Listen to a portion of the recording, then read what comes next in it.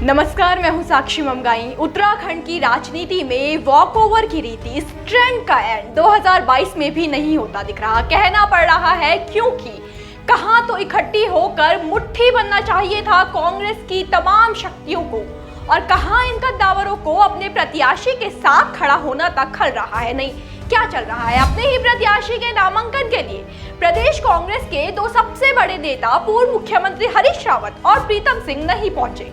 पर क्यों? क्या वाकई गुटबाजी गैर मौजूदगी की वजह रही? अगर हाँ, तो दायित्व की दृष्टि से कितना उचित था ये?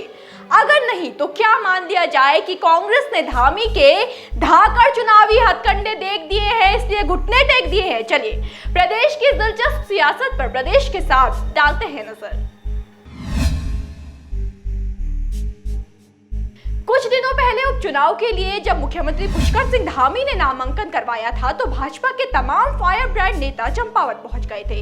कांग्रेस के केस में भी इसी नजारे की कयास लगाई जा रही थी, लेकिन सोच से उल्टा बुधवार को जब कांग्रेस प्रत्याशी निर्मला गहतोड़ी ने नामांकन करवाया, तो बाकियों को छोड़िए, सोशल मीडिया पर बढ़ चढ़ कर समर्थन दिखाने वाले हरीश रावत और प्रीतम सिंह ही मौके से नदारद रहे। जी हाँ, पार्टी के ये दो महारथी नामांकन के दौरान मौजूद नहीं थे। दल के वरिष्ठ नेता मथुरा दत्त जोशी के मुताबिक हरदा उदयपुर में कांग्रेस के चिंतन शिविर में शामिल होने गए थे, और वहीं खबरें हैं कि प्रीतम सिंह की मुख्यमंत्री पुष्कर सिंह धामी से मुलाकात की योजना थी, इसलिए दोनों नामांकन में नहीं पहुंचे। पर सियासी हलकों की बातें इन बहानों को बल नहीं देती। उल्टा चर्चाओं ने जोर पकड़ा है कि गुटबाजी के चलते अब भी अंदर घर गहमा गहमी है, और यही बनी है गैर मौजूदगी का कारण।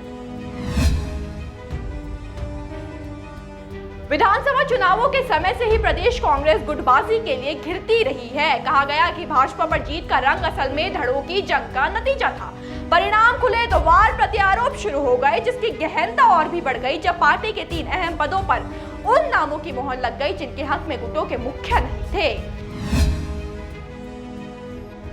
यही असंतोष माना जा रहा है कि हरीश रावत और प्रीतम सिंह का उपचुनाव में अक्रियता का कारण भी है। वैसे आपको बता दें कि प्रदेश कांग्रेस अध्यक्ष करण महरा ने सभी वरिष्ठ नेताओं से पार्टी प्रत्याशी के नामांकन में पहुंचने की अपील की थी। नेता प्रतिपक्ष यशपाल आर्य समेत बाकी वरिष्ठ नेता, विधायक, पूर्व विधायक शिरकत करने पहुंचे भी थे, सिवाय जैसा कि बताया हरीश रावत और प्रीतम सिंह को छोड़कर। ऐसे में उस संकेत पर बात करना जरूरी हो जाता है जो धामी को जबरदस्त टक्कर देने का दावा करने वाले 2 अनुभवी नेताओं की अनुपस्थिति से मिला है। हम बात कर रहे हैं वॉक ओवर के संकेत की। अगर शुरुआत से नजर डाली जाए तो अब तक ऐसे कई वाक्य, कई उदाहरण जनता को भी दिखे होंगे जहां कांग्रेस उपचुनाव में दमखम से उतरने की बजाय धामी की राह को आसान करने में जुटी दिखी। ज्यादा न लेते हुए सिर्फ 5 बिंदुओं पर गौर करें तो ये कथन आपको सही लगेगा। पहला, उपचुनाव में जितना सीएम का उतरना लाजमी था, उतना ही उनके खिलाफ हेमेश खरकवाल का ताल ठोकना भी था, लेकिन 2 बार के विधायक को उपचुनाव में नहीं उतारा गया। दूसरा, भाजपा उपचुनाव की तैयारी में जोर शोर से जुटी रही, लेकिन उसके विपक्ष ने प्रचार के लिए नाम के फैसले में ही जरूरत से ज्यादा समय लगा दिया। तीसरा, कांग्रेस ने धामी से चुनावी मैदान में 2-2 हाथ करने निर्मला गहतोड़ी को उतारा। ये छिपा हुआ पावर कार्ड हो सकता है, लेकिन चुनाव लड़ने के लिए जिन 6 चेहरों ने पेशकश की थी, उनमें निर्मला का नाम कितना योग्य है कह नहीं सकते, क्योंकि इच्छुक नामों को उजागर किया ही नहीं गया। चौथा, भाजपा ने नामांकन के दौरान शक्ति प्रदर्शन करने में कोई कमी नहीं छोड़ी, लेकिन इसका उल्टा कांग्रेस ने उपचुनाव का ये पड़ाव भी हल्के में निपटा दिया। और 5वें बिंदु पर तो हम विस्तार से चर्चा कर ही रहे हैं। पार्टी के बड़े चेहरों ने ही प्रत्याशी के साथ खड़ा होना जरूरी नहीं समझा, मानो पार्टी पहले ही हार स्वीकार कर चुकी है और धामी को खुले तौर पर वॉकओवर दे रही हो। बस सवाल ये है कि अगर ये सच है तो फिर ये क्या समर्थन देने की बात करना नेताओं का ढोंग है?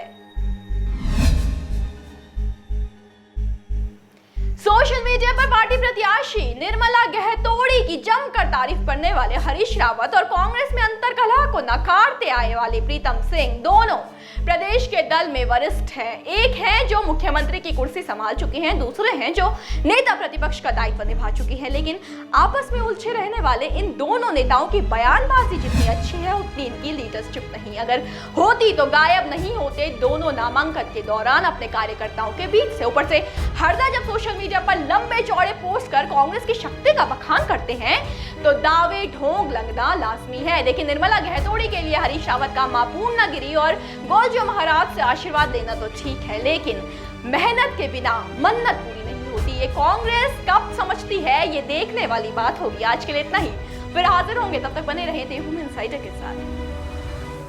आज ही डाउनलोड करें देवभूमि इनसाइडर ऐप।